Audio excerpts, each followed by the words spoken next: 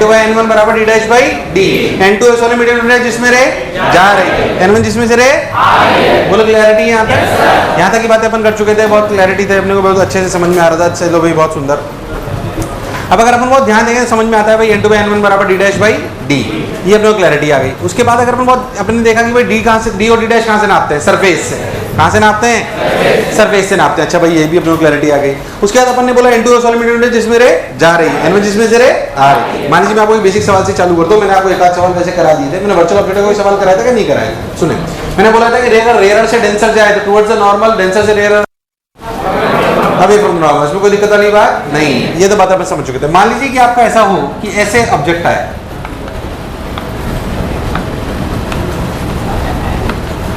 बोलो क्लियर है? ऐसा ऑब्जेक्ट है, मान लीजिए कि ये 1.5 है, ये 1 है, ये कैसा ऑब्जेक्ट है? मान लीजिए बोलूं कि यहाँ पे ये दूरी 30 सेंटीमीटर है। कितनी है? 30। बताओ इमेज कहाँ बनेगी? करो सवाल करो, बेसिक सवाल। चलो जाओ आज इसी पे आगे रहेंगे। हाँ, n2 कितना? n2 कितना? सोच लो। n2 कितना? 1.5। क्यों? n2 ऐसा मीडियम है जिसमें रे ऑब्जेक्ट कहाँ पे, इससे कोई लेना देना, तो n2 ऐसा मीडियम 1.5, n2 1.5, n1 1। बहुत बढ़िया, तो n2 हो गया 1। d डैश निकालना है, d डैश d 30, पक्की बात। d डैश के लिए 45। कभी कंफ्यूजन भी हो जाए तो चेक कर लेते हैं। अगर रे रेयरर से डेंसर जा रही है, कैसे जा रही है? रेयरर से, तो away from the normal towards the normal, towards the normal. सोच रही है ऐसे, टुवर्ड्स द नॉर्मल का मतलब ऐसे। तो सोच, आंसर ज्यादा आना चाहिए कम? क्या ज्यादा आ रहा है? मतलब जो पढ़ा जो समझा बिल्कुल, कोई बुराई वाली बात? तो आंसर 45 है। अच्छा इमेज कैसे? Real virtual? इमेज तुम लोग बोलोगे इमेज रियल इमेज, पक्की बात? अरे सोच लो, ऑब्जेक्ट तो ये रियल इमेज है कौन से ऑब्जेक्ट की? Virtual object. Got my point? अरे सोच लो, बहुत बढ़िया। अब देख इधर सुन, इधर देख। मान लो एक सवाल देते हैं, ये अपन ने बेसिक सी बात करी, ऐसे में से अपने कोई दिक्कत नहीं। मैं सोच, ये तो सिंपल प्लेन रिफ्लेक्शन है। क्या है? Simple plain reflection. मान लीजिए मैं इसके साथ मिरर मिलाना चालू कर दूं। क्या मिलाना चालू कर दूं? मिरर मिला सकते हैं क्या? मिलाते हैं। सिंपल। मान लीजिए मैं आपसे एक सवाल बोलूं ऐसे, देखिए यहाँ से सब लोग सिंपल बोलो। टफ करना हो तो कॉन्केव कॉन्वेक्स मिला लूं, आसान रखना हो तो प्लेन मिला लूं। बोलो टफ क्या मतलब? बेसिक होगा, एक सीख लेते हैं, अपने आप बात समझ जाएगी। मान लीजिए मैं कह रहा हूँ ऐसे सवाल, ये देखिए, ठीक। मैं आपसे बोलूँ कि ऐसे एक मीडियम है, ये मीडियम है 1.5, कितना है? इसी फोकल लेंथ 20 सेंटीमीटर है। कितनी है? 20। और मैं कह रहा हूँ कि ये दूरी सपोज जो मुझे आ रहा है इसमें 45 सेंटीमीटर है। कितनी है? और यहाँ से ऑब्जेक्ट रखा है 10 सेंटीमीटर की दूरी पर। कितने पे? 10। बोलो क्लियर है? बताओ फाइनल इमेज कहाँ बनेगी? बताओ फाइनल इमेज कहाँ बनेगी?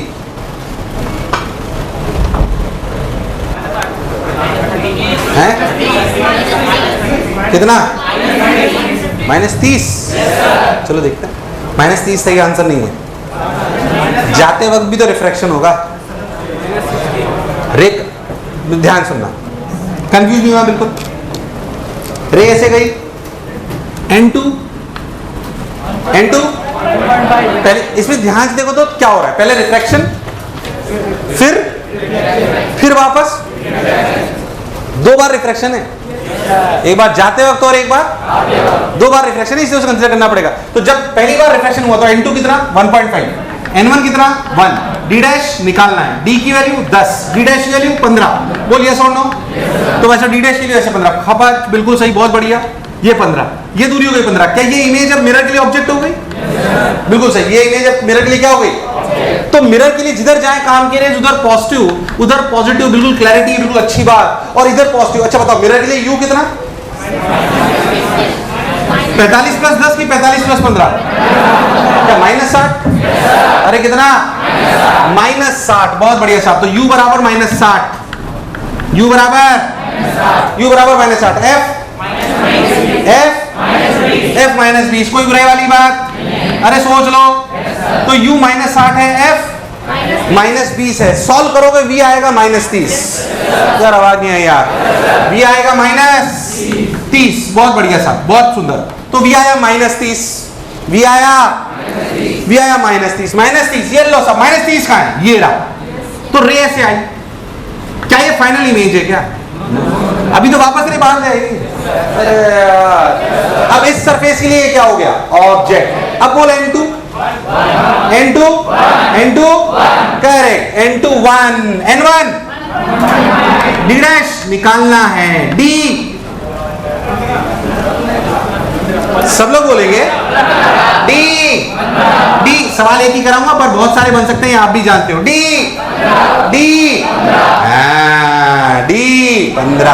15। ओ डी 15 तो यहां पे रख दिया गया। डी डैश के लिए आई 10, डी डैश के लिए क्या आई 10 का मतलब रे ऐसे गई ये। तो यहां पे इमेज बनी 10 सेंटीमीटर। ये है फाइनल इमेज। एक मिनट रुक जा पहले, अब ध्यान से समझना जो मैं कह रहा हूं। क्या मैं पहला सवाल आसान करना होता तो ऐसे प्लेन मिरर भी ले सकता था?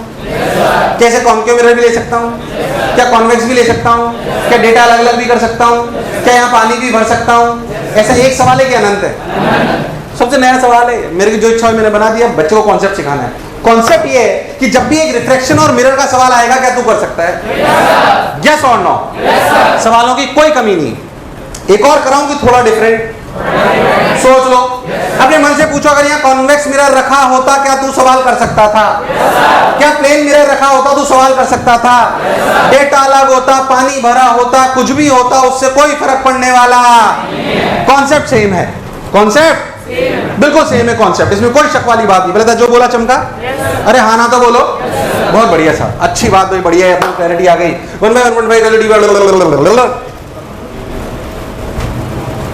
अरे आया नहीं आया? सोच लो। गारंटीड? चलो भाई बहुत बढ़िया। अब ऐसा ही एक और भी थोड़ा डिफरेंट है, इसी प्रकार का थोड़ा सा डिफरेंट। ध्यान समझ कैसे। इधर देख, मान लो मैं आपको बोलूं कि ऐसे, अगेन स्टैंडर्ड, थोड़ा टफ ही कर लेता हूं, प्राण निकालता हूं हल्के से। आ जाओ, ये कॉन्वेक्स मिरर, कौन सा मिरर? और ये भाई साहब यहाँ पानी भर लिया। क्या भर लिया? 4/3। कितना? 4/3 सेंटीमीटर नहीं, 4/3 क्या होता है? Reflection index. कई लोगों ने तो सेंटीमीटर मान के लिया। आप देखो, वास्तविकता में ये ऐसे फिश है। यहाँ पे क्या है? फिश समझते सब लोग? मछली खाते हैं सब लोग? कितने लोग मछली खाते हैं? बहुत सारे पे। अच्छा, मैं तुम्हें मछली खिलाऊं? क्या कहते हो? मैं वेजिटेरियन। चलो, वेजिटेरियन को बहुत ही दुर्बलता से देखते हो ना तुम लोग। साला आ जाए। खैर, तो मान लीजिए कि ये दूरी 20 सेंटीमीटर है। कितनी है? 20। और फिश की ये दूरी भी 20 सेंटीमीटर है, ठीक। और जो हमारा कॉन्वेक्स मिरर है वो भी 20 सेंटीमीटर का है फोकल लेंथ। बोलो क्लियर? अब असलियत में हमारा ऑब्जर्वर ऊपर है। मेरा पहला प्रश्न, ऑब्जर्वर को कितनी फिश की इमेज नजर आएगी?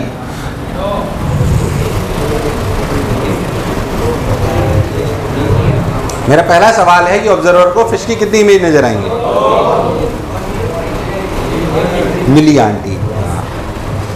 Aunty, cashier aunty, Sujju aunty, Tulip aunty, Manu aunty. नहीं, जल्दी बोल। 1 2 इमेज दिखेंगी, 2 इमेज दिखेंगी। इमेज कितनी दिखेंगी? 2। सुने क्यों? क्या एक रे डायरेक्ट निकलकर आंखों पे गिरेगी तो सिर्फ एक बार रिफ्लेक्शन करेगी? अरे यार, एक रे पहले नीचे टकराएगी फिर ऊपर जाएगी। क्या 2 तरीके से रे गिर रही हैं? कितनी इमेज दिखेगी? 2। सवाल असलियत में यह है, find out the distance between the 2 images visible to the man. Find out the distance between the images, 2 image. Find out the distance between the 2 images visible to the man, या visible to the observer, जो भी आपको लिखना हो। Visible to the observer.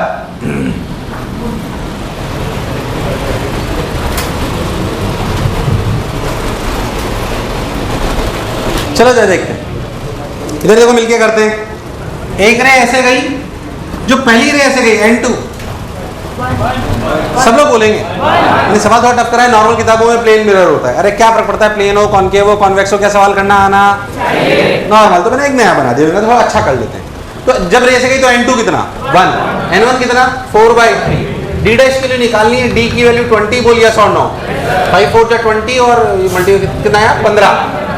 अरे कितना आया 15 centimetre. रे रेयर से डेंसर, डेंसर से रेयर जा रही है, अवे फ्रॉम द नॉर्मल होनी चाहिए 15 सेंटीमीटर। सो जो पहली इमेज हमारे को दिखाई दे रही है I1, जो ऑब्जर्वर को दिखाई देगी वो है 15 सेंटीमीटर सरफेस से नीचे। बोल यस और no. Let's talk about the second image. Second image के लिए पहले रिफ्लेक्शन होगा, क्योंकि ये वो रे है जो पहले नीचे जाएंगी। कहां जाएंगी नीचे। जो रे पहले नीचे जाएंगी, जो रे पहले नीचे जाएंगी, वो उनके लिए अपना U कितना है, कितना U कितना है, U है -20, U है -20 ये रहा। बोलो क्लैरिटी एकदम। U -20, F कितना +20। सॉल्व करोगे V आएगा 10। अरे नहीं आया, क्या V 10 सबका आ गया। जैसे V 10 आया, 10 आने का क्या मतलब है, इमेज 10 पे यहाँ पे बनी। ये 10 पे इमेज ऐसे खूब। क्या ये इमेज आदमी को नजर आई, नहीं, अभी रे गई नहीं है उसकी आंखों तक। क्या ये वाली इमेज अब इस सरफेस के लिए ऑब्जेक्ट हो गई। अरे यार हाँ ना बोल, फिर कंफ्यूजन नहीं होना। मैंने बताया था। अब बताओ N2 1 की 4/3, N2 उस वाली मीडियम है जिसमें रे, N1 जिसमें से रे। ऑब्जेक्ट कहाँ है, कैसा है, उससे कोई लेना देना। अरे हाँ ना बोल यार। तो N2 हुआ फिर से 1, N1 हुआ 4/3, D डैश निकालना है और D हुआ 20 20 10, क्या 50। अरे कितना 50 नहीं आया, तो 50। तो अपनी ये अपना 75/2, क्या 37.5। अरे कितना 37 पॉइंट, सही तो बोल रहा हूँ मैं, 37.5, 37.5। यानी कि रे कुछ तो ऐसे गई, देखिए ये, और आती हुई यहां कहीं से लगी, और ये I2 इमेज हमें ऊपर से नजर आई 37.5 पे। हमने 37.5 पूछा, 15 पूछा कि डिस्टेंस पूछा है, कि 37.5 - 15 इज 22.5। अरे कितना 22।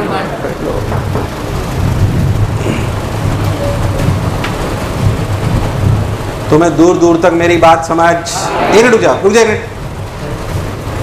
क्या यही सवाल बन सकता है, बहुत सारे बन सकते हैं।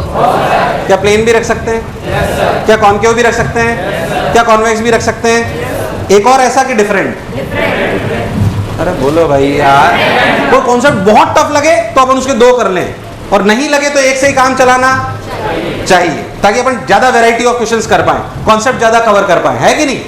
चलिए और देखते हैं छोटा सा सवाल कैसा हो सकता है। देखिए आइए, मान लीजिए मैं आपको बोलूं कि आपका मिरर ऐसे है, सॉरी मिरर क्या मतलब, जो आपकी सरफेस है वो कुछ इस प्रकार है। देखिए कैसे, इसी तरह का डेटा लेते हैं। देखिए मान लीजिए मैं आपको बोलूं कि ऐसे आपका एक मिरर है जिसकी फोकल लेंथ 20 सेंटीमीटर है। कितनी है 20 सेंटीमीटर। उसकी ये दूरी 15 सेंटीमीटर है, और ये जो मीडियम है, ये मीडियम है मान लीजिए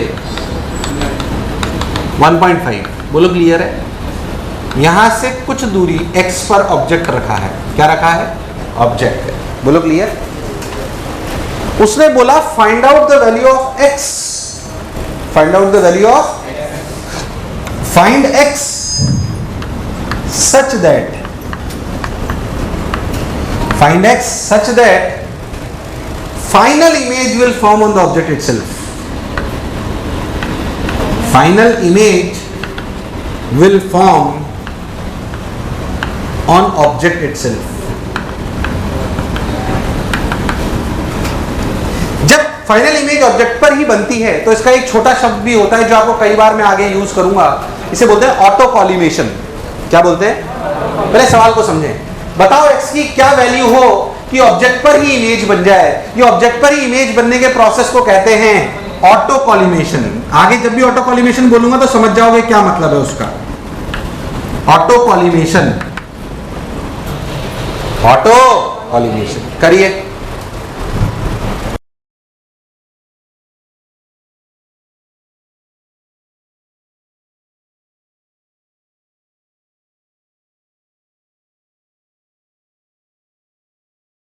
हाँ भाई बोलो, इधर देख, x 1.5 है इक्वल टू 20 सेंटीमीटर। इधर देखिए सब लोग करते हैं ऑटो कॉलिमेशन। क्या चीज? अगेन एक कॉन्सेप्ट। लास्ट दो सवाल भी एक ही कॉन्सेप्ट है, ये भी एक कॉन्सेप्ट है, सुने। और कई बार आएगा ऑटो कॉलिमेशन वाला, और मैं बार बार आपको कह रहा हूं जो आप यहां पढ़ रहे हो बिल्कुल लेंस में रिपीट होगा। इसलिए लेंस ही पढ़ रहे हो आप, एक तरीके से समझ लो, याद रखना, सब अपने आप हो जाएगा ऑटोमेटिकली। जब रे यहां से यहां गई, जब रे यहां से यहां गई, बेसिकली रेज को फाइनली इमेज पर ही, ऑब्जेक्ट को, इमेज को फाइनली ऑब्जेक्ट पर ही बनना है। ऐसा तब हो सकता है जब रेज अपना पाथ क्या कर लें, रिट्रेस। क्या कर लें? जैसे जाएं वैसे, जैसे जाएं वैसे आए। ऐसा करने में कौन सक्षम है? मेरी बात ध्यान सुने। मान लीजिए रे ऐसे जाए, रे यहां से पलटेगी कब? कैसा हो सकता है कि स्फेरिकल मिरर 180 डिग्री से डिवाइड कर दे? हाँ हाँ हाँ, अगर ऑब्जेक्ट उसके सेंटर ऑफ कर्वेचर पे रखा हो। कैसा हो सकता है? जब यानी कि जब उसके लिए आई जीरो तो आर, यार मुझे लगा नहीं तुम्हें आया यार, गलत तो नहीं बोल रहा मैं? तो रे अपना पाथ रिट्रेस कब कर सकती है? रे अपना पाथ रिट्रेस तब कर सकती है जब क्या आई जीरो हो तो आर भी जीरो। तो रे ऐसे गई और ऐसे ही वापस आ जाए। अगर ऐसे ही वापस आए तो ऐसे ही वापस आएगी, तो ऐसे ही वापस आएगी, तो इमेज यहां बन जाए। तो ऑटो कॉलिमेशन मतलब रे रिट्रेसेस इट पाथ्स, रे रिट्रेसेस इट। और ऐसा कौन करा सकता है? रिफ्रैक्शन की मिरर, मिरर कौन करा सकता है? यार नहीं आई बात समझ में? फिर कह रहा हूं सिर्फ सवाल नहीं, कॉन्सेप्ट को समझो, क्योंकि लेंस में भी आएगा, स्फेरिकल रिफ्लेक्शन में भी आएगा, सब जगह आएगा ऑटो कॉलिमेशन शब्द का मतलब। तो जैसे ऑटो कॉलिमेशन आए, मन में आ जाना चाहिए कि रे ने अपना पाथ क्या कर लिया? क्या कर लिया? रे ने अपना पाथ रिट्रेस कर लिया, रे ने अपना पाथ रिट्रेस कर लिया। और ऐसा तब, ऐसा तब जब बेसिकली मिरर होगा। क्या होगा? मिरर। अब सोचो ऐसा हो रहा है, अब वो रे ऐसे गई, जब रे ऐसे गई तो N2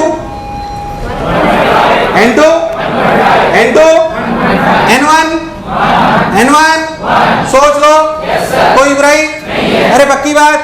तो 1.5/1 equal to d dash by x correct, d dash by. अच्छा d डैश कितना है तुझे पता है? बताता हूं कैसे। क्या ये रे यहां से आती लगनी चाहिए? पर हमें पता है कि ये मिरर का सेंटर ऑफ कर्वेचर होना। क्यों? क्योंकि ये रिट्रेस अपना पाथ तभी करेगी जब क्या इसके लिए ऑब्जेक्ट सेंटर ऑफ कर्वेचर पे होगा। इसके लिए ऑब्जेक्ट सेंटर ऑफ कर्वेचर पे होने का क्या मतलब है? देखिए सेंटर ऑफ कर्वेचर ये रहा, यानी कि आप सोचिए ये दूरी 15, तो सेंटर ऑफ कर्वेचर 40 पर है। क्या ये 25 होना? यार आवाज नहीं है यार, ये 25 होना बस। तो डी डैश की जगह क्या रख दें? 25। क्या रख दें? 25। मुझे और इसे रख दें 3/2। तो आंसर आया x equal to 50/3। This is the answer. मैंने गड़बड़ करी क्या? सब सही तो है। फोकल लेंथ 20 है ना, तो रेडियस सेंटर ऑफ कर्वेचर कितना हो गया? 40। कैलकुलेशन देखना है, कैलकुलेशन हो सकता है एरर हो जाए भाई, कॉन्सेप्ट में कोई गलती नहीं है। फिर जो मैं बोला चमका यार, हाँ ना बोल। नहीं आया, नहीं आया, नहीं आया, नहीं आया। अरे आया कि नहीं आया? उस ऐसे बोल रहा, अभी वो वाला नहीं होगा जो तू सोच रहा है, वो यहाँ नहीं पॉसिबल है क्योंकि रियल ऑब्जेक्ट है। उसके लिए जो तू सॉल्व करेगा तो एक्स की वर्चुअल वैल्यू आ जाएगी। हमने क्या बात करी, अभी बातें मत करो, मैं बाद में जब आएगा तब समझा दूंगा।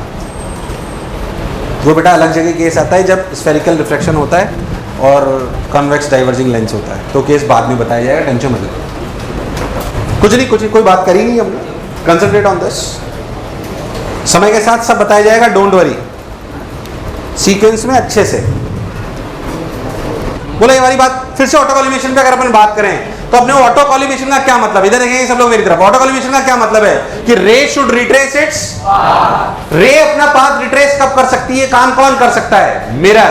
कौन कर सकता है? ये काम कर सकता है मिरर। तो जब भी ऐसा सवाल आएगा अपन इस बात को ध्यान रखेंगे। क्या पिक्चर एकदम क्लियर है? ध्यान से देखो। तो हमने 3 वैरायटी के सवाल करे, पहली, दूसरी और तीसरी। मैं और अच्छा सवाल कराता हूं आपको, बढ़िया। अपने मिरर को हटा के इसी को चेक करते देखते हैं कैसे। देखिए ध्यान से, अगर अपन बात करें, कराऊं एक टफ सवाल, प्राण तो नहीं निकलेंगे, एडवांस लेवल का कराऊं एक, ऐसा तो और नहीं कराऊं? क्या ऑटो कॉलिमेशन सब समझ गए हैं? चलो एक बढ़िया और करते हैं, शानदार। मान लीजिए कि बारिश हो रही है। क्या हो रही है? बारिश हो रही है भाई साहब, और बारिश हो रही है और एक्वेरियम है। एक्वेरियम समझते हो? मछली घर। कौन? मछली खाने वालों, मछली खानी नहीं है, सवाल करना है। तो मछली घर, मछली एक्वेरियम समझते हो तुम लोग? अरे गांव में तालाब के अलावा भी एक जगह होती है जहां मछलियों को रख लेते हैं। एक्वेरियम बोल रहा हूं, कोई लोग एक्वेरियम नहीं देखा तुम लोगों ने? टीवी भी नहीं तुम्हारे यहाँ पे है सर? लाइट थोड़ी आती है बिहार के हम तो। टीवी है तो सही, दहेज में आ गया था सर, बड़े भैया आ गए। Let's come to the point. तो जो मछली है वो बारिश हो रही है, एक्वेरियम में थी वो, और बारिश उस एक्वेरियम को बाहर रख दिया गया। अब बारिश बहुत तेज हो रही है, तो एक्वेरियम में जो पानी का लेवल है वो बढ़ेगा घटेगा? बढ़ेगा। तो बढ़ रहा है, पानी का लेवल बढ़ रहा है। ऐसे मान लो 2 सेंटीमीटर पर सेकेंड। बोलो क्लियर? बारिश हो रही है और पानी का लेवल बढ़ रहा है। और अपनी जो मछली है वो यहां पर है, और ऊपर एक चील है। कौन है? चील। अच्छा, पानी भर रहा है, पानी का लेवल बढ़ता जा रहा है, ये घबराहट मछली के मन में बहुत है, उसे लग रहा है कि मैं डूब के मर जाऊंगी। तो मछली ऊपर जा रही है 4 सेंटीमीटर पर सेकेंड से। कितने से? 4 सेंटीमीटर पर। मछली कहां जा रही है? ऊपर।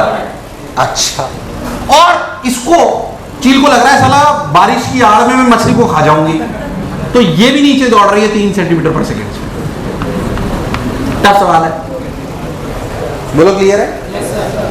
What is the apparent speed of fish for चील? What is apparent? अच्छा, पानी का रिफ्रेक्शन इंडेक्स 4/3। अच्छा, 4/3 ले लो ना, इसे एक काम करो 12 ले लो, थोड़ा अच्छा आंसर आएगा।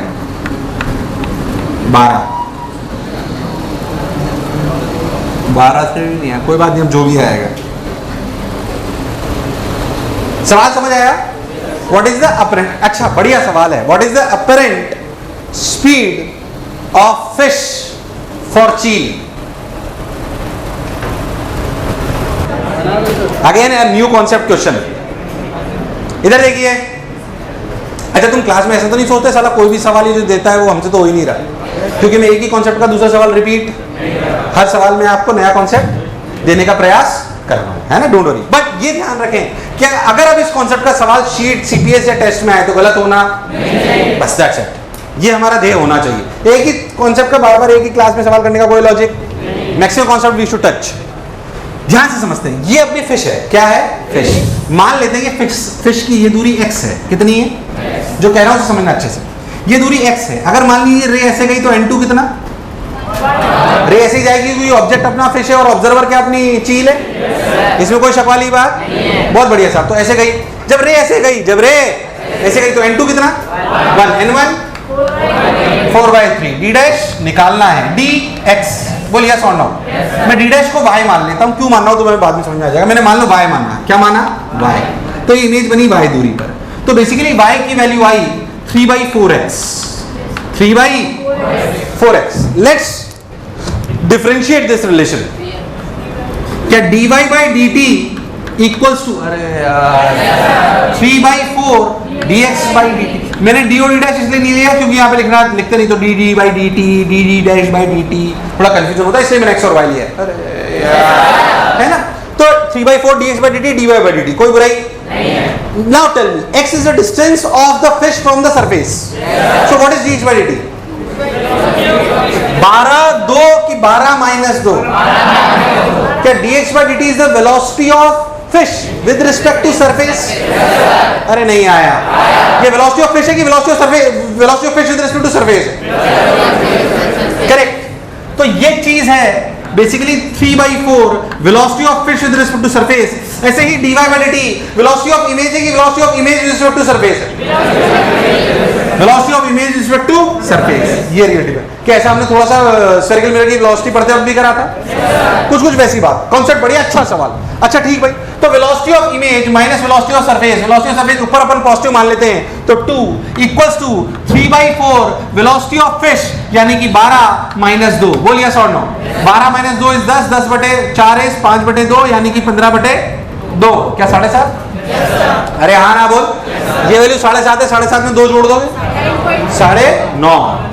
कितने? 9.5, यानी कि वेलोसिटी ऑफ इमेज आई 9.5। क्या यही आंसर है? नहीं। अभी ध्यान सुनना सवाल। ये इमेज की रफ्तार उसको नजर आएगी जो क्या ऊपर स्टेशनरी होगा? अरे तुम्हें नहीं आया। ये जो इमेज की रफ्तार है ग्राउंड फ्रेम में, कौन से फ्रेम में?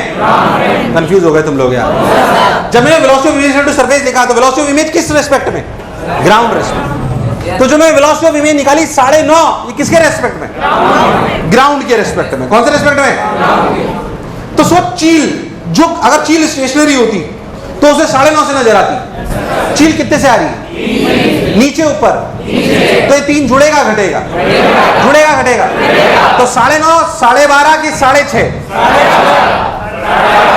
6.5, 9.5, 12.5। सोच लो। So velocity of image for bird is 9.5 minus of -3, that is 12.5 centimetre. ये आसान सवाल नहीं था और मैं चाहता तो इसको तीसरी स्टेज में करा सकता था। पहला सवाल देता जिसमें सिर्फ फिश चल रही थी, दूसरा सवाल देता जिसमें फिश और सरफेस चल रही थी, तीसरा सवाल देता जिसमें फिश, सरफेस और ये चल रही है वाला सवाल। बेसिकली मैंने सवाल बोल दिया जिसमें सरफेस भी चल रही है, ऑब्जेक्ट भी चल रहा है और ऑब्जर्वर भी चल रहा है। कौन चल रहा है? एक मिनट, मैंने तुम्हारे एक ही बार में प्राण पखेरु। समझ आया कि नहीं आया? सोच लो। अब देख, कोई बात कॉन्सेप्ट समझ नहीं आया तो बोल, कॉन्सेप्ट समझ नहीं आया तो बोल। दूसरा सवाल नहीं कराऊंगा ऐसा। ओ सलमारा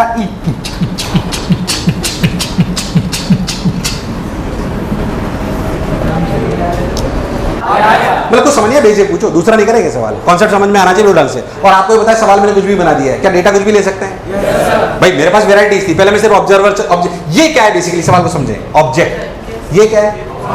ये क्या है?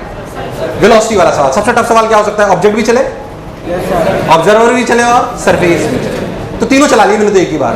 अगर मैं टफ लेवल धीरे धीरे बढ़ाता तो पहले इसको चलाता, फिर इसको चलाता, फिर इसको चलाता। अरे यार हाँ ना बोल, कोई बुराई वाली बात नहीं। तुमने डायरेक्ट हो कराया।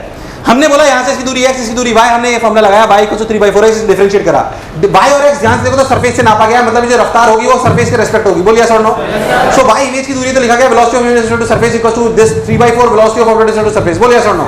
इससे इमेज की रफ्तार आई है। इमेज की रफ्तार ग्राउंड फ्रेम में कि चील के फ्रेम में? Ground frame. ये तो उसके लिए आई जो उसको नजर आती, जो स्टेशनरी होता। कहां होता? पर मेरी चील स्टेशनरी, तो चील की रफ्तार अपन ने और जोड़ी, क्योंकि वो पास आ रही है, क्योंकि वो 9.5 पॉजिटिव आया। 9.5 पॉजिटिव का मतलब इमेज ऊपर दौड़ रही है और चील कहां दौड़ रही है? नीचे। तो दोनों जुड़ेगी घटेगी? जुड़ेगी। एक बार और ईमानदारी से सोच लो। लास्ट 4 सवाल कराए, चारों नए फॉर्मेट है। लास्ट 4 सवाल कराए, चारों नए फॉर्मेट है और उनमें अनंत सवाल बन सकते हैं। आपको सवाल करना आना चाहिए और कर। अच्छा सोचो, क्या सिंगल प्लेन मिरर, सिंगल सवाल आएगा अगर किसी भी रिफ्लेक्शन का मैं कर सकता हूं? अगर मिरर के साथ जोड़ दो तो मैं कर सकता हूं। अगर दोनों दौड़ने लगे तो भी मैं सवाल आप बोलो तो एक और बहुत शानदार टफ फॉर्मेट बताऊं? सोच लो। अभी तक जितने सब, हालांकि इसके ज्यादा आने के चांसेस नहीं है, तो छोड़ दूं? ट्राई करते हैं। चलो, वैसे अमूमन में ज़्यादा उसे पढ़ाता नहीं हूँ, कभी कभी पढ़ाता हूँ, इच्छा हो जाती है। तो आज पता नहीं तुम्हें देख के प्रेम आ रहा है इसलिए पढ़ाया था, है ना? साथ देना उसमें, प्रूफ में कोई गलती नहीं करें अपन। जैसे मान लो लेकिन तुम झेल पाओगे ना, नहीं भी पढ़ाऊँ तो भी काम चल जाएगा।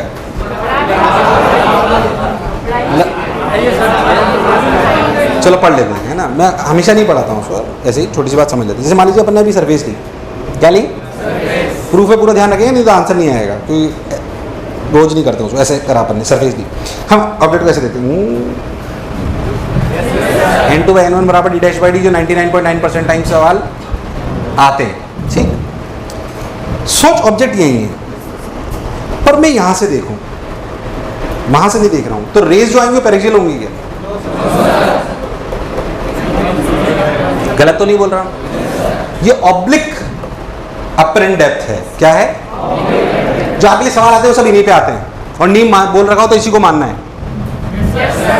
मैं कह रहा हूँ अपने जितने भी सवाल ऑब्जर्वर ऐसे था, तो जितनी भी रेस थी वो पैरेक्सियल थी। कैसी थी? मैं कह रहा हूँ ऑब्जेक्ट अभी भी वही है, सरफेस भी है, पर मैं ऐसे देख रहा हूँ। तो जो रे मेरी आंखों में गिरेंगी वो पैरेक्सियल, पर मुझे इमेज नजर आई। अगर ऐसे पानी भरा हुआ टेढ़ा देखो तो इमेज नजर आती है कि नहीं आती?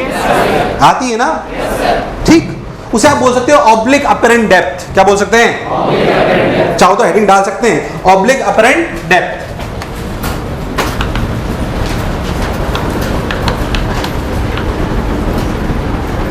अभी ऑब्लिक अपरेंट डेप्थ क्या है ध्यान से देखते हैं, फिर कह रहा कैलकुलेशन में ध्यान देना, कोई गलती नहीं कर दूं मैं, क्योंकि सारे उलझ जाएंगे तो मर जाएंगे। सुन, ऑब्लिक अपरेंट डेप्थ, ऑब्लिक, सुन कैसे, मान लो कि अपना ऐसे ऑब्जेक्ट है,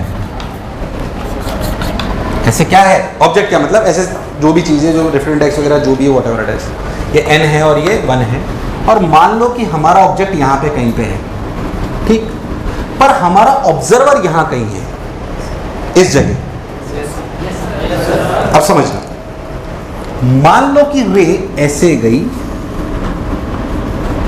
मान लो कि रे, मान लो थीटा एंगल पे गिरी, कितने पे, और बाहर गई आर पे, किस पे, और हमारा ऑब्जर्वर यहां पर है।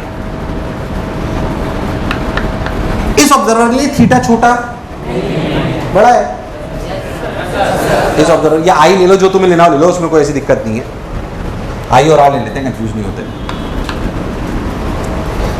अब क्योंकि इस ऑब्जर्वर के लिए छोटा नहीं है, पर मेरी आंखें तो छोटी है, मेरी आंखें तो छोटी, सिचुएशन समझ आ रही नहीं आ रही, तो मेरे लिए जो इमेज बनेगी वो सोचो, एक रे तो ऐसे जो गई, दूसरी ऐसे समझो जो ऐसे गई,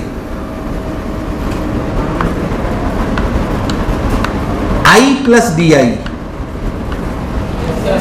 आई प्लस नहीं आया, और मान लो कि शिफ्ट हुई ऐसे,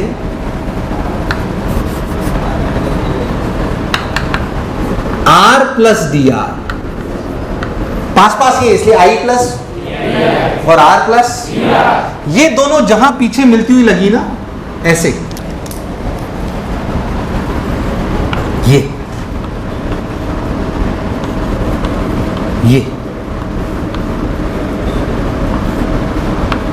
वहां पे आपको क्या नजर आई, इमेज। तुम्हें दूर दूर तक मेरी बात समझ नहीं आई, आई कि नहीं आई, अरे एकदम पक्का, ये पुराने जैसे कहने हो टफ फॉर्मेट है, ये ध्यान समझना बिल्कुल ढंग से, अरे आया कि नहीं आया, ऐसे, तो वो उसी लाइन पे बने है जरूरी, वो कहीं और बन रही है। अब सोच, अगर इसकी रियल डेप्थ h थी, क्या थी, और ये अपरेंट डेप्थ है h डैश, क्या है, तो वास्तविकता में ये भी दूरियां हैं, ये x, ये और ये y, ये x और ये y। मुझे लगा नहीं तुम्हें आया, अरे सोच लो, अरे गारंटीड, तो ये x और ये y। अब समझो अच्छे से, जैसे तुम झेल पाओगे नहीं झेल पाओगे, जो मैं बोला चमका, वैसे मैं डायरेक्ट फॉर्मूला ही बता सकता हूं,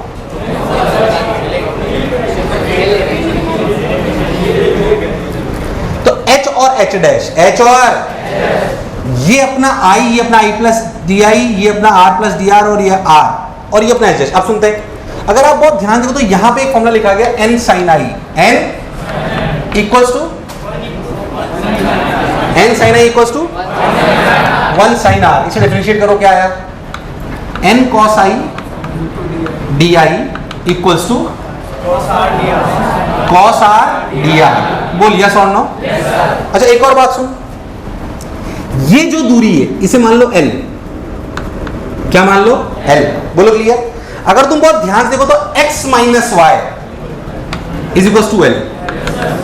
जब मैं ये रे यहां से यहां शिफ्ट कर रहा हूं तो शायद x थोड़ा सा चेंज हो रहा है, y थोड़ा सा चेंज हो रहा है, पर l चेंज, तो तुझे मेरी बात समझ नहीं आई है, मैं गलत तो नहीं बोला, फिर से समझना, मैंने बोला x minus y equal to l, इनमें क्या चीज कांस्टेंट है x y और l में, when you shift the ray from this to this what will remain same, l। अब ध्यान सुनना अच्छे से, अगर आपको ध्यान से दिखाई दे तो आपको समझ में आएगा कि अगर अपन कैसे भी जैसे भी आप लिखना चाहो, x minus y equals to l, x minus y equals to l। अच्छा x और y का रिलेशन h डैश और h में निकाल सकते हैं, कैसे देख, ये r, ये देख 10i, क्या चीज, इधर सुनना देख, ये i है, ये कितना है, अब देख ये i तो ये भी, अब समझना अच्छे से, 10i क्या है, x बाई h, 10i क्या है, लेना वो गड़बड़ नहीं करूं, tan i equal to x by h. What is x? h tan i. तुम्हें नहीं आया, ऐसे ही y बोलो, y बोलो, y. अरे y बोलो, देखो ध्यान से, इधर देख, ये r तो ये भी r. अरे नहीं आया, ये r तो ये भी r. अब सो tan r बराबर y बाई h डैश, मतलब y के लिए क्या होगा? h tan r, sorry h dash, h dash. नहीं आया, आया नहीं आया. अब सोच, इसको यहां रख दे x माइनस वाई में. x वैल्यू कितनी देखना, गड़बड़ नहीं करूं मैं कैलकुलेशन, नहीं तो आंसर नहीं आएगा. h tan i minus h dash tan r equals to l. अगर मैं इस रिलेशन को डिफरेंशिएट करूं, क्या करूं? डिफरेंशिएट. तो देख क्या है, h tan i का differentiation sec square i di minus h dash sec square r dr equals to 0. 0 क्यों? बोलो क्लियर है? yes, तो ध्यान से देख, h sec square i x sec square di equals to h dash sec square, मैंने गड़बड़ कर रहा हूं भाई, sec square i h dash sec square r dr. बोल यस और नो? अब देख, तेरे को di बाई dr की वैल्यू पता है? अरे यार, तेरे को di और dr की वैल्यू देख, ध्यान देख, di बाई dr की वैल्यू पता है तेरे को? उधर देख, अरे कभी तो आना बोल यार. तो देख, h sec square i di by dr equals to h dash sec square r. अरे कभी नहीं आया. अब सुन, di बाई dr की वैल्यू कितनी है? di बाई dr की value cos r by n cos i. बोल यस और नो? यहां पे रख दो. तो h sec square i di by dr is cos r n cos i. अरे पक्की बात, equals to h dash sec square r. अगर बहुत ध्यान से देखो तो आपको समझ आएगा कि h डैश की वैल्यू आई, देखना h डैश की वैल्यू h बाई n, ये हो गया sec स्क्वायर sec क्यूब आई. अरे क्या हो गया? sec क्यूब आई अपॉन sec क्यूब r. अरे यार, तुम्हें दूर दूर तक समझ. अब देखिए फॉर्मूला सही है क्या, चेक कर लेते हैं. सोच, अगर मैं बिल्कुल पैरेलली देखता है तो आई लगभग कितना होता? 0. तो आर भी कितना होता? तो sec 0, sec आई भी 0 और sec आर भी. तो इस ये 0 0 रखते तो ये 1 1 हो जाते. तो क्या h डैश बराबर आता है h बाई एन, जो हमने पढ़ रखा है, जो हमने, अरे n2 बाई n1 बराबर d डैश. नहीं आया. हालांकि ऐसे आने के चांसेस बहुत, पर आ जाए कोई टफ सवाल साला ऑब्लिक, तो अपने को ये फॉर्मूला अगर याद रह जाए, ये हालांकि जेई मेन के तो किसी काम का, एडवांस में भी बहुत ऊपर का है वैसे तो. ये कुछ कुछ बात समझ आएगी, या मैंने तुम्हारे प्राण प्रखेरु, ऐसा तो नहीं मैं अपनी हीरोगिरी दिखाने के चक्कर में तुमको सन्नाटे में पहुंचा दिया. ऐसा नहीं करना आपने को, है ना?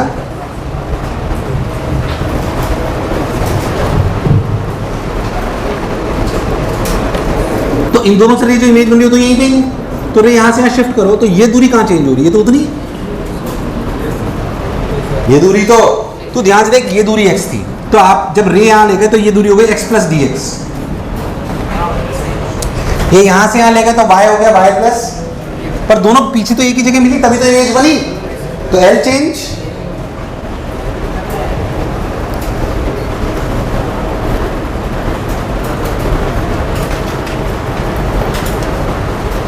क्या प्रूफ समझ आया एकदम? So it's a difficult proof. Proof थोड़ा डिफिकल्ट है, इसमें कोई शक वाली बात नहीं है, बट इसका ज्यादा यूज आने वाला भी नहीं है. बट अपना क्लैरिटी होनी चाहिए. क्या पिक्चर एकदम क्लियर है? पक्की बात? क्या हम लोग आगे बढ़ जाएं? चलिए, तो ठीक है, इसे यही रोकते हैं. कभी सवाल आ जाए तो कर लीजिएगा, टफ है लिख लीजिए चाहो तो ऊपर टफ फॉर्मेट. अब देख, इधर सुन, देखो, अगर अब अपन बात करते हैं बेसिकली स्लैब की, किसकी? तो लिखो shift from a slab, shift from a slab. I slab सब लोगों ने देखी है। स्लैब का मतलब दो पैरेलल प्लेन सरफेस है। शिफ्ट फ्रॉम अ स्लैब बहुत आती है, इसलिए उसे ध्यान समझें अपन। देखिए ध्यान से मिलके करते हैं। तो शिफ्ट फ्रॉम अ स्लैब क्या है? शिफ्ट फ्रॉम अ स्लैब, मान लीजिए इसे एक स्लैब है। सिंपल सवाल से अपन करते हैं। यहाँ पे एक ऑब्जर्वर है, ये अपनी स्लैब है। स्लैब का रिफ्रैक्टिव इंडेक्स ध्यान से देखिए। मान लीजिए स्लैब का रिफ्रैक्टिव इंडेक्स है mu of slab, surrounding medium mu of surrounding है। मैं 1 नहीं लेके थोड़ा म्यू ऑफ सराउंडिंग ही ले लेता हूँ ताकि आपको बात समझ में आ जाए। अगर आप बहुत ध्यान से हो तो आपको ऑब्जेक्ट यहाँ पर है, मान लेते हैं कि ऑब्जेक्ट की दूरी यहाँ से x है। आपसे पूछे आदमी को फाइनल इमेज का नजर आएगी, भले मैं इसका फॉर्मूला ना बता रखा हो, क्या आप ये सवाल कर सकते हो? जो इससे इमेज बनेगी वो इसके लिए क्या होगी? क्या ऑब्जर्वर को फाइनल इमेज नजर आएगी? क्या आप ये सवाल कर सकते हो? तो मिलके करते हैं, कोई बुराई नहीं है। हमें पता है 2 बार हमें रिफ्लेक्शन लेना है और कोई खास बात, नॉर्मल प्रोसीजर है, हम कर सकते हैं, पर मिलके करते हैं। मान लीजिए जैसे कि N2, बोलो N2 mu of slab, N1 mu of surrounding, कोई बुराई नहीं है। तो ठीक है भाई साहब, D डैश निकालना है, dx, कोई दिक्कत नहीं है। D डैश की value I mu of surrounding, mu of surrounding into x upon, sorry mu of slab into x upon mu of surrounding. क्या पिक्चर एकदम क्लियर है? तो D डैश की वैल्यू यहाँ से ही आ गई। चलो भाई बहुत बढ़िया, बहुत सुंदर, मजा आया। ये ऐसे ठीक भाई, अपन ने ऐसे ले लिया। अब जब अपन ने ऐसे ले लिया तो ये वैल्यू दिखाई दे रही है अपने को, mu of slab into x upon mu of surrounding. ये वाली इमेज अब उस वाली सरफेस के लिए क्या हो गई? ऑब्जेक्ट। अब वो सेकंड सरफेस के लिए N2, सब लोग बोलेंगे म्यू ऑफ सराउंडिंग, पक्की बात। N1 mu of slab, SU मतलब सराउंडिंग, SL मतलब slab, equal to D dash निकालना है। D मान लीजिए कि स्लैब की थिकनेस T है, सब लोग बोलेंगे क्या? T plus mu of slab into x upon mu of surrounding. पहले समझ लिया करो, फिर उतारने का टाइम देता हूँ ना, तो उतारने के पीछे पड़ रहा है। उतारने का टाइम देता हूँ ना, तो उतारने के पीछे पड़ रहा है, फिर बिना देखे नहीं उतार सकता। चश्मा में आ जाएगा तो 10 बार एक बात समझ नहीं आती अपने को। कोई बात अगर मैं प्रेम से समझाता हूँ ना, उसे प्रेम से समझ लिया करो। समझाने के तरीके मुझे बहुत आते हैं। गुस्सा मारो कुंड में रहेगा भैंसों के साथ, मजाक की बात नहीं। जो बात प्रेम से समझा रहा हूँ, हंस के समझा रहा हूँ, इसका मतलब ये नहीं कि वो सीरियस नहीं है। समझाने के तरीके मुझे बहुत आते हैं, फिर तुम्हें बुरा लगेगा, इसलिए प्रेम से कह रहा हूँ ये बात।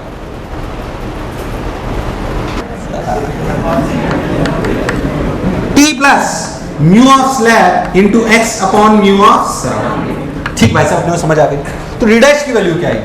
D डैश की वैल्यू आई, ध्यान से देखो तो इधर मल्टीप्लाई कर दो तो लिखा जाएगा T into mu of surrounding upon mu of slab plus mu of slab cut जाएगा, म्यू ऑफ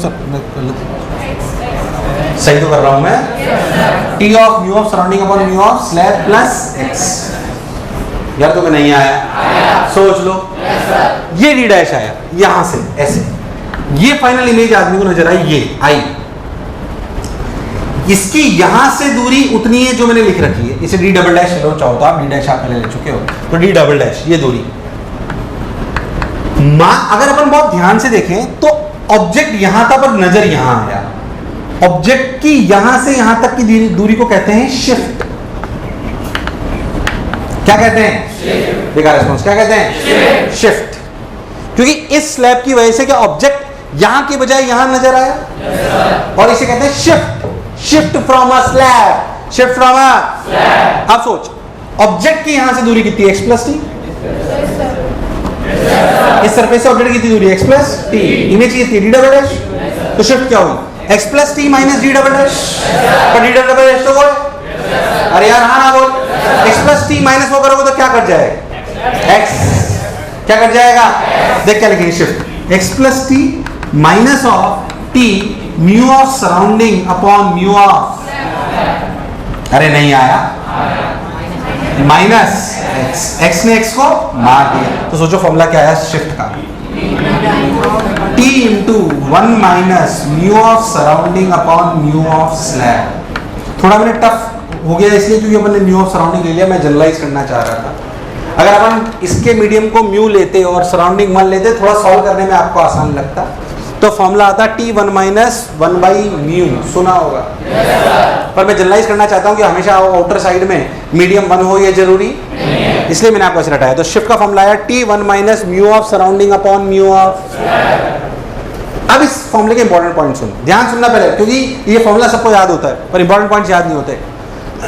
ये फॉर्मूला तभी वैलिड है जब रेस पैरेक्सियल हो। क्यों? क्योंकि इस फॉर्मूले को निकालते हैं हमने वो फॉर्मूला यूज करा है जो तभी वैलिड हो जब रेस कैसी हो। मुझे लगा नहीं तुम्हें आया। पहली बात। दूसरी बात, आप ध्यान से देखते हो शिफ्ट कहां से आती है? सरफेस से, ऑब्जर्वर से कि ऑब्जेक्ट से? तो shift comes from object, shift comes from. दूसरी शर्त। तीसरी शर्त, ये फॉर्मूला तभी है जब इधर और इधर मीडियम सेम था। अगर ये अलग अलग होता तो फिर ये formula. So when object and observer are in same, object and observer are in, तो फिर से सुनने, ray should be paraxial, ray should be, shift comes from object, shift comes from, बहुत सारे इंपॉर्टेंट पॉइंट आएंगे, ध्यान सुनना इसमें। Shift comes from object. एक और पॉइंट जो मैंने बोला कि object and observer should be in the, ठीक भाई, ये बात भी समझ आ गई। और एक और बात इसकी खूबसूरती देख, ये आंसर जो शिफ्ट आया ना इंडिपेंडेंट ऑफ एक्स है। मतलब शिफ्ट इस बात के इंडिपेंडेंट है कि स्लैब से ऑब्जेक्ट कितनी दूरी पर है, वो चाहे 1 किलोमीटर की दूरी पर हो, 5 किलोमीटर की दूरी पर हो, 5 सेंटीमीटर की दूरी पर हो, शिफ्ट पे कोई फर्क। तो अभी तक 4 इंपॉर्टेंट पॉइंट सीखे। क्या क्या फिर से सुनते हैं? क्या this is only valid for paraxial rays? क्या shift comes from object, object and observer should be in the, नहीं आया। Last point, shift is independent of x. x is what? Distance of object from the, distance of object from the, नहीं आया। सोच लो, guaranteed. जहां तक उतार, फिर आगे बढ़ते हैं। अभी इंपॉर्टेंट पॉइंट उतारना क्योंकि और भी आएंगे, पर वो समय के साथ अभी आपको समझ आएंगे। पहले इतना उतार लो बस, फिर आगे बढ़ते हैं। तो शिफ्ट का फॉर्मूला बोलो, क्लैरिटी है। अब हम सवालों के थ्रू अभी इंपॉर्टेंट पॉइंट मैं लिखना, मैं लिखाऊंगा एक साथ। अभी सिर्फ 4 ही बताएं, इसके 6-7 इंपॉर्टेंट पॉइंट आएंगे, सुने फॉर्मूला तो क्योंकि सबको याद होता है। देख, मान लीजिए मैं आपको बोलूं कि आपके पास एक ये सवाल है, ध्यान समझ, सिंपल, कि आपकी एक स्लैब है, बिल्कुल सिंपल सवाल से समझा रहा हूं, ध्यान देखिए। ये मान लीजिए 30 सेंटीमीटर, कितना? 30 सेंटीमीटर, ये 1.5, बोलो क्लियर। और ऑब्जेक्ट यहाँ रखा है, कहाँ रखा है? दूरी से कोई फर्क पड़ने वाला, बाहर सराउंडिंग मीडियम 1 है, कितना है? 1 बताओ कितना शिफ्ट होगा? सिंपल सवाल, बिल्कुल फॉर्मूला लगा के बता दो।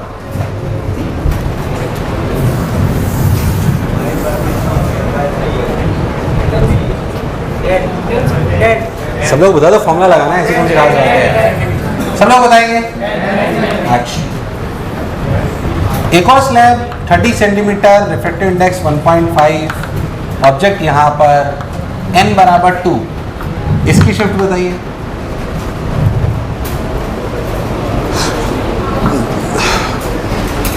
इसकी शिफ्ट है ना ही सबकी? जब तुमसे ये नहीं हुआ यार, इसकी शिफ्ट आई कि नहीं आई? शिफ्ट का फॉर्मूला क्या है? T यानी कि 30, 1 minus mu of surrounding that is 1 by 1.5, when you will solve it you will get 10। इसकी बोलिए, सब लोग बोलिए, इसकी शिफ्ट क्या आई? शिफ्ट माइनस आ सकती है। पहले तो इसकी शिफ्ट फॉर्मूला लगाने पे +10 आया क्या? अब इसका फॉर्मूला लगाओ जो भी आ रहा है, सब लोग लगाएंगे, बोलो लगाते। क्या 30, 1 माइनस म्यू ऑफ सराउंडिंग यानी कि 2 बाई 1.5 यानी कि आंसर आया -10। क्या ये आंसर सही है गलत है? सही है। आपको नहीं लगता पर +10 और -10 का कोई मतलब है? सर आवाज नहीं आई यार। +10 और -10 का कोई, जब 10 आया तो प्लस ये बताएगा कि 10 किधर है। बताओ इसमें 10 किधर है? Right left, right left, right left, right, 10। और वहां माइनस क्या बताया? लेफ्ट। अभी जो पहले सुन लेना जो मैं कह रहा हूं, अब समझना चाहिए जो कह रहा हूं। अगर शिफ्ट पॉजिटिव आए तो किधर होगी? Right left. ये तो इस सवाल में हो रही है। क्या रटना समझदारी है कि प्लस शिफ्ट मतलब राइट? तो क्या रटूं?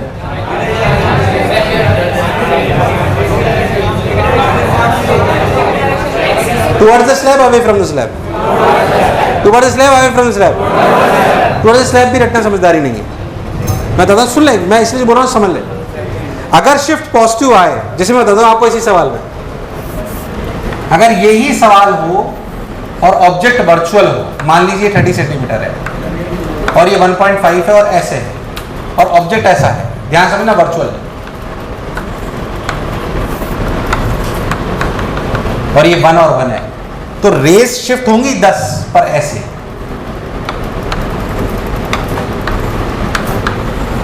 अब बताओ, अवे फ्रॉम द स्लैब कि टुवर्ड्स द स्लैब? तो टुवर्ड्स द स्लैब वाली बात तो गलत हो गई। अरे यार, बोलो चमका। तो अगर शिफ्ट पॉजिटिव आए तो उधर होगी जिधर जाएं, ये सबसे अच्छा स्टेटमेंट है। अगर शिफ्ट पॉजिटिव आए तो उधर होगी जिधर जाएं, और नेगेटिव आए तो अपोजिट टू काम की रेस। Got my point? अगर शिफ्ट पॉजिटिव आए तो उधर होगी जिधर जाएं, और नेगेटिव आए तो अपोजिट टू काम की रेस। Got my point? लिखाऊंगा अभी, परेशान मत होना। फिर जो बोला चमका, 1% परेशान होने वाली बात। क्या इंपॉर्टेंट पॉइंट समझ आया है? उतार लीजिए और देख,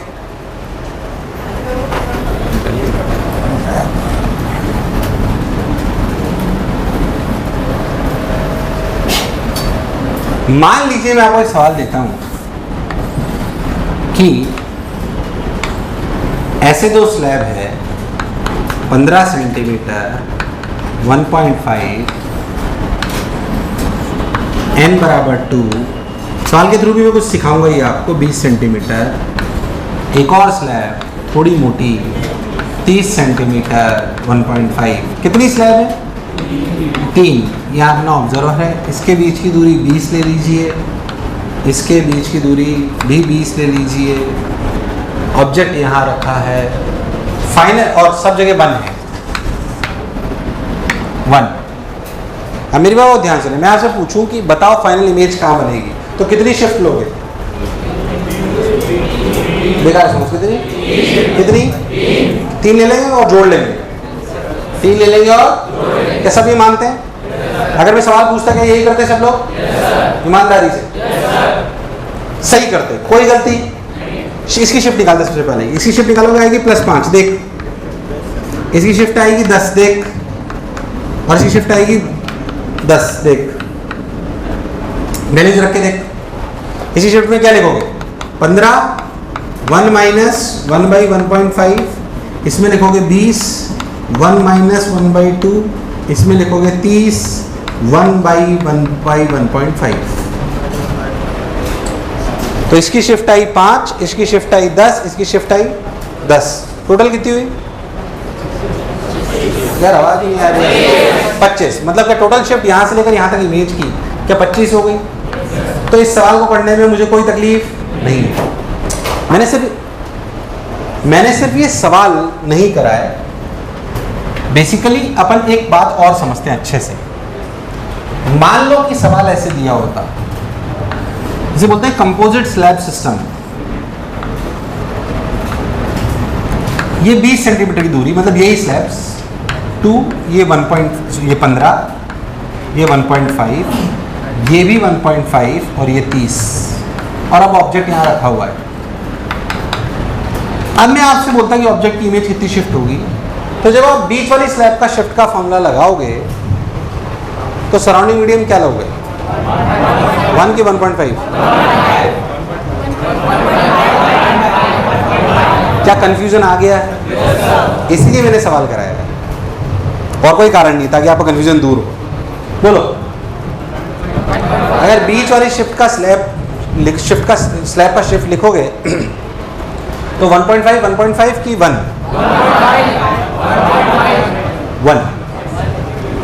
अब ध्यान सुनना जो मैं कह रहा हूं। ये 25 सेंटीमीटर आंसर पर क्या फर्क पड़ेगा अगर मैं इस 20 को 10 कर दूं? सब लोग बोलो। 5, 2, 1, 1 mm, 0.0000000 एंगस्ट्रॉम। क्या this answer is independent of this distance? क्या this answer is also independent of this distance? तो अगर इन्हें चिपका दो तो वही तो बनेगा। एफ है यार, इन्हें चिपका दो। तो हम क्या सीखे? In composite slab system net shift is the summation of individual shifts of the slab with respect to object and observer medium. पास वाली स्लैब का क्या रिफ्रैक्टिव इंडेक्स है, उससे कोई फर्क नहीं पड़ता। जब बहुत सारी स्लैब चिपकी हुई हो तो उनकी शिफ्ट्स किसके मीडियम में निकालनी चाहिए? पास वाली स्लैब के मीडियम से या ऑब्जेक्ट और ऑब्जर्वर के मीडियम? पास वाली स्लैब का क्या रिफ्रैक्टिव इंडेक्स है, उससे कोई फर्क नहीं पड़ता। So in composite slab system, in composite slab system, इसका शिफ्ट अभी भी 5 है, इसका शिफ्ट अभी भी 10 है, इसका शिफ्ट अभी भी 10 है। So S net is simply S1 plus S2 plus S3। S net is basically S1 plus S2 plus S3 plus S4, whatever it is, up to so on, where S1, S2, S3 are the individual shifts with respect to object and पास वाली slab का क्या reference index है, उससे कोई लेना देना नहीं है। तुम्हें मेरी बात समझ, क्या कंफ्यूजन दूर हुआ? अगेन इट्स अ कॉन्सेप्ट और it's a important point for a formula. क्या पिक्चर क्लियर? पहले सवाल उतारो, फिर ये सवाल उतारो, और फिर जो मैं लिखा रहा हूं लिखो। Important points for the shift formula. Important point for the shift formula. Ray should be paraxial. Ray should be paraxial.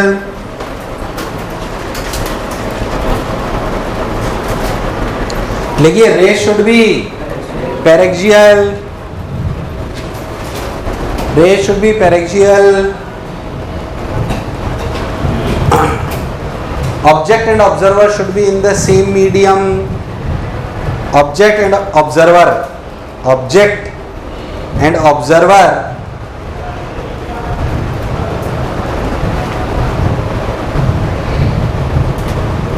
should be in the same medium.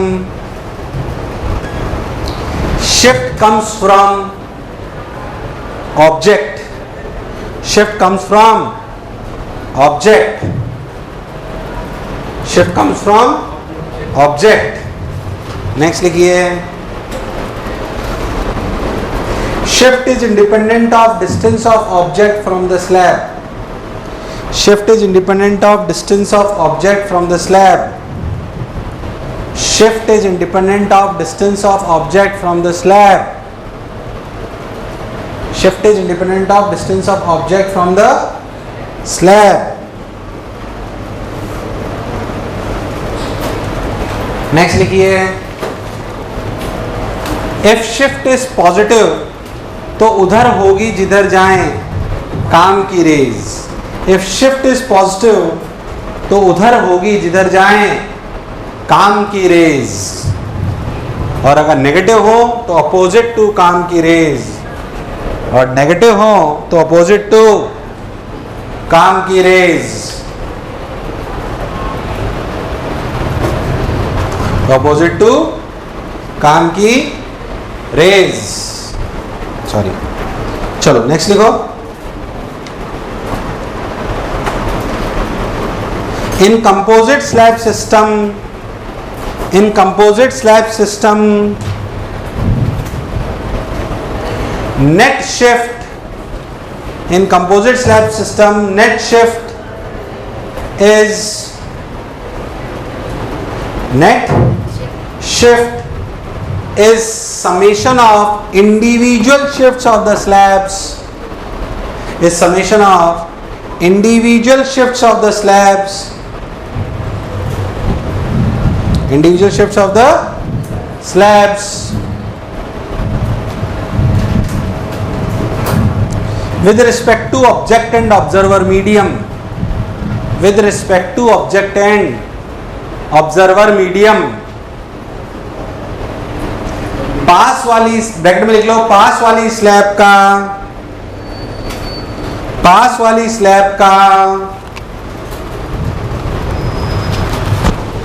क्या रिफ्रैक्टिव इंडेक्स है, इससे फर्क नहीं पड़ता, इससे फर्क नहीं पड़ता।